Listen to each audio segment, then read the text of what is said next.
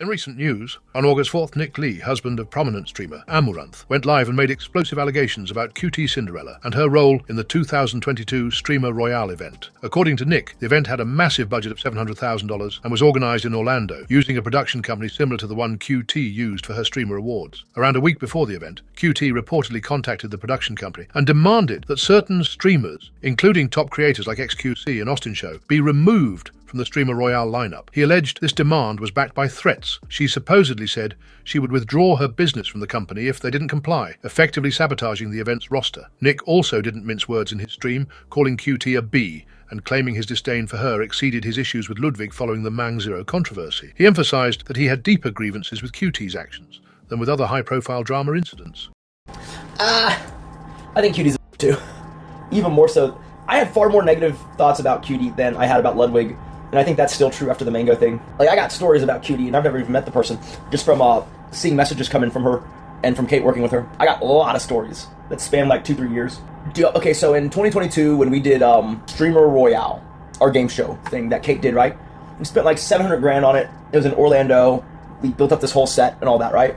We hired a production company to do the logistics and to procure the camera people and basically just to be our liaison for doing all the things that we wanted to do for the show, right? We hired a production company, okay? And about a week after, QTCinderella calls, a week before the event happens, QTCinderella calls us and says, hey, I'd like you to stop using that production company. And we're like, what? She's like, yeah, we use them for our show, and we don't want another streamer using the same production company. And I'm thinking like, dude, that's the production company's business is to do productions. What the It's not like she owns the company. It's not like we're doing even a similar show as her. She was just doing the Streamer Award show. We were doing like almost like a American Ninja Warriors for streamers. It's not even the same thing. But she was like, I just don't want someone else who's a streamer and close to me to use the same production company. It's like, what? Like, why not? Like, I'm sure the production company wants more business. That's why they exist, you know? And then so, you know, she got mad that we wouldn't just drop our production company a week before the show. And so then she went through the grapevine and got a lot of people to, you know, drop out of the show, which is nuts, okay? Like, she went through and she twisted her little dagger on all these other people that she was close with and got them to drop out of the show or to create a headache for us. When we told the production company that QT had requested, you know, them not working with us, I believe what they told us was that QT had already talked to them and tried the same thing and then said that she wouldn't use them next year for her show if they didn't drop.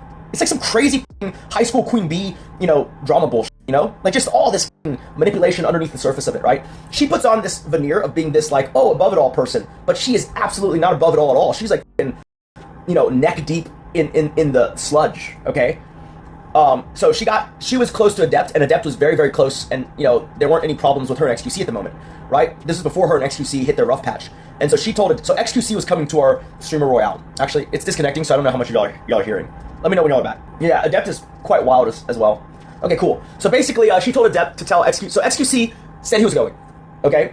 Austin Show said he was going. All these people said they were going. And then she got each of them to drop out by applying pressure to them individually. She told Adept to get XQC to not go, and so Adept was all fighting with XQC about not going, so finally XQC was like, I just can't, my girlfriend's, which is understandable, right? Like, if your girlfriend's being a holy terror, you're not gonna go to a game show, you'd rather just not go to the game show and appease your girlfriend, right? But XQC not being a part of it really hurt. Because we were like, you know, headlining him in a lot of things and things like that, right? That really hurt. Okay. This makes literally no sense. 1, you want your production business to be successful so they can better run your project. It makes 0 sense that QT would try to blackball a production company that she uses for like one event a year. Also, Streamer Awards 2022 happened in March.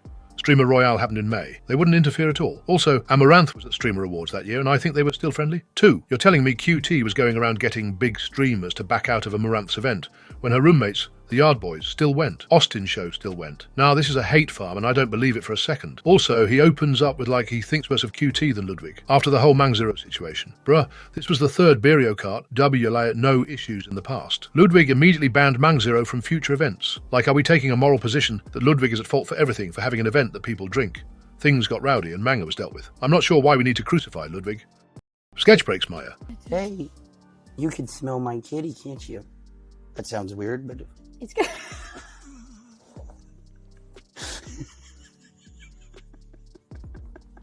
I'm talking about my cats. Oh, God.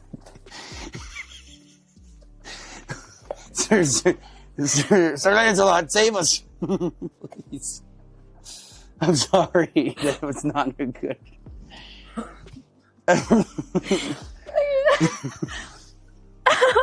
It's okay.